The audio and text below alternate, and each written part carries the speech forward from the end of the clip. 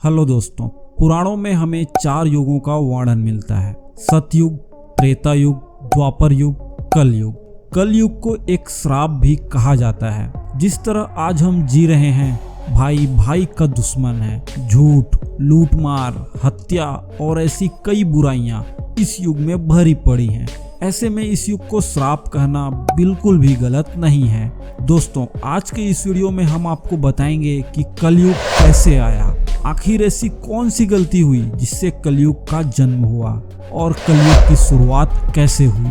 क्या आपने इसके बारे में कभी सोचा था? इसका जवाब हमें कमेंट में जरूर बताइएगा। और वीडियो में आगे बढ़ने से पहले इस चैनल को जल्दी से सब्सक्राइब कर लो यार। तो बढ़ते हैं हमारे आज के वीडियो की तरफ। दोस्तों, मार्कंडेय पुराण में बताया गया है कि कलयुग के दौरान शासक जनता पर मनमाने ढंग से शासन करेंगे, मनमाने ढंग से उन पर कर थोपेंगे। शासक अपने राज्य में आध्यात्म की जगह भय का प्रचार करेंगे एवं स्वयं एक बहुत बड़ा खतरा बन जाएंगे। बहुत बड़ी संख्या में पलायन शुरू हो जाएगा और लोग सस्ते खाद्य पदार्थ और सुविधाओं की तलाश में अपने घरों को छोड़कर जाने के लिए मजबूर हो जाएंगे। धर्म को नजरअंदाज कर दिया जाएगा और लालच, सत्ता और पैसा सभी के मस्तिष्क में प्रबल रूप से विद्यमान हो जाएगा। लोग बिना किसी पश्चाताप के अपराधी बनकर लोगों की हत्या करेंगे। कलयुग में संभोग जिंदगी की सबसे बड़ी जरूरत बन जाएगी। लोग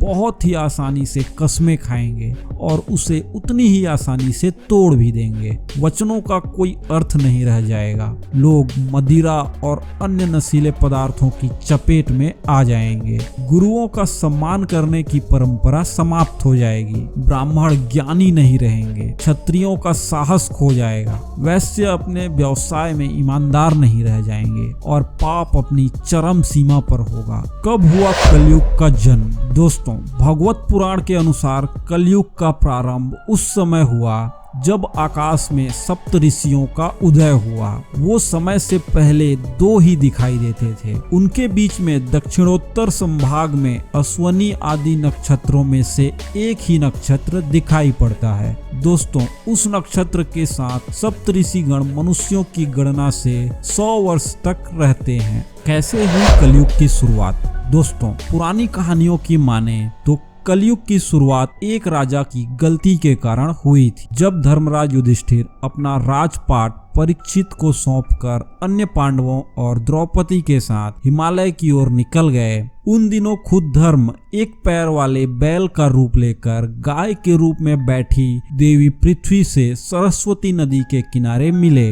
तब धर्म ने देखा कि गाय रूपी देवी पृथ्वी की आंखें आंसुओं से भरी हुई थी। देवी पृथ्वी को इस प्रकार दुखी देखकर धर्म ने उसका कारण पूछा। धर्म ने कहा, देवी, तुम ये देखकर तो नहीं रो रही कि बस मेरा एक पैर है, या तुम इस बात से दुखी हो कि अब तुम्हारे ऊपर बुरी ताकतों का शासन होगा? दोस्तों, इस सवाल पर देवी पृथ्वी बोली, तुम तो सब जानते हो, ऐसे में मेरे दुख का कारण पूछने का क्या फायदा? सत्य, पवित्रता, क्षमा, दया, संतोष, त्याग, शास्त्र, विचार, ज्ञान, वैराग्य, शौर्य, तेज, ऐश्वर्य, क्रांति, कौशल, स्वतंत्रता, निर्भीकता, कोमलता, धैर्य, साहस, उत्साह, कीर्ति, आस्तिकता, स्थिरता, गौरव, अहंकारहीनता आदि गुणों के स्वामी भगवान श्री कृष्ण के अपने धाम चले जाने की वजह से कलयुग ने मुझ पर कब्जा कर लिया है। पहले भगवान श्री कृष्ण के चरण मुझ पर पड़ते थे,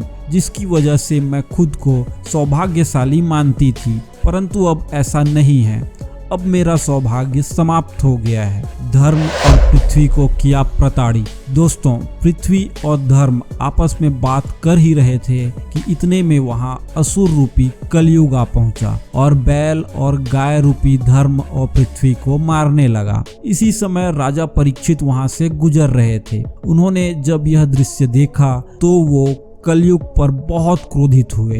फिर उन्होंने कलयुग से कहा, दुष्ट कौन है तू और इन निरीह गाय और बैल को क्यों सता रहा है? तू महाअपराधी है, तेरा अपराध क्षमा योग्य नहीं है। दोस्तों, राजा परीक्षित ने बैल स्वरूप धर्म और गाय स्वरूप देवी पृथ्वी को पहचान लिया। परीक्षित राजा ने उनसे कहा, हे वृषभ, आप धर्म के मर्म को भली भांति जानते हैं, इसलिए आप किसी के भी विषय में गलत न कहते हुए अपने ऊपर अत्याचार करने वाले का नाम भी नहीं बता रहे। राजा परीक्षित कहते हैं, हे धर्म, सतयुग में आपके 4 चरण थे, तप, पवित्रता, दया और सत्य। त्रेता में 3 चरण रह गए, द्वापर में 2 ही रह गए और अब ये कलयुग दुष्ट के कारण आपका 1 ही चरण रह गया है और देवी पृथ्वी भी इसी बात से दुखी हैं। कलयुग ने की क्षमा याचना। दोस्तों, इतना कहते ही राजा परीक्षित ने अपनी तलवार निकाली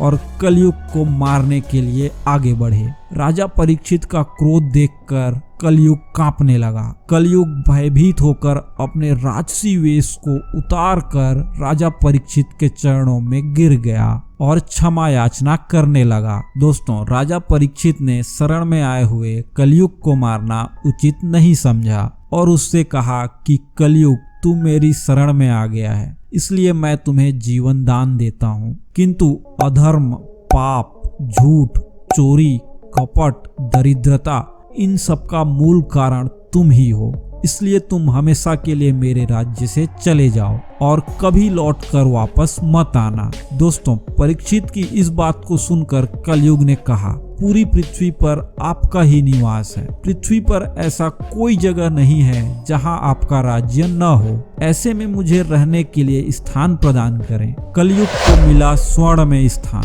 दोस्तों, कलयुग के कहने पर राजा परीक्षित ने सोच विचार कर कहा, झूठ, द्यूत, मदपान, परिस्त्रीगमन और हिंसा, इन 4 स्थानों में असत्य, मद, काम और क्रोध का निवास होता है। तुम इन 4 स्थानों पर रह सकते हो। लेकिन इस पर कलयुग बोलता है कि हे राजन, ये 4 स्थान मेरे रहने के लिए अपर्याप्त हैं, मुझे और भी जगह प्रदान कीजिए। दोस्तों, इस मांग पर राजा परीक्षित ने उसे स्वर्ण के रूप में 5वां स्थान प्रदान किया। स्वर्ण रूपी स्थान मिलते ही कलयुग वहां से चला तो गया, लेकिन कुछ दूर जाने के बाद अदृश्य रूप से वापस आकर राजा परीक्षित के मुकुट में निवास करने लगा, क्योंकि राजा परीक्षित का मुकुट स्वर्ण का था। उसके बाद जहां तक राजा की पहुंच थी, वहां तक कलयुग की भी पहुंच हो गई और कलयुग पूरी पृथ्वी पर राज करने लगा। दोस्तों, जब द्वापर युग का अंत काल चल रहा था, तब पांडवों के पूछने पर श्री कृष्ण ने कलयुग के बारे में बहुत कुछ बताया था। श्री कृष्ण ने क्या कहा था वो जानने के लिए आप स्क्रीन पर आ रहे इस वीडियो को भी देख सकते हैं और चैनल को सब्सक्राइब नहीं किए हो तो कर लो यार, बहुत मेहनत लगती है ऐसे वीडियो बनाने में।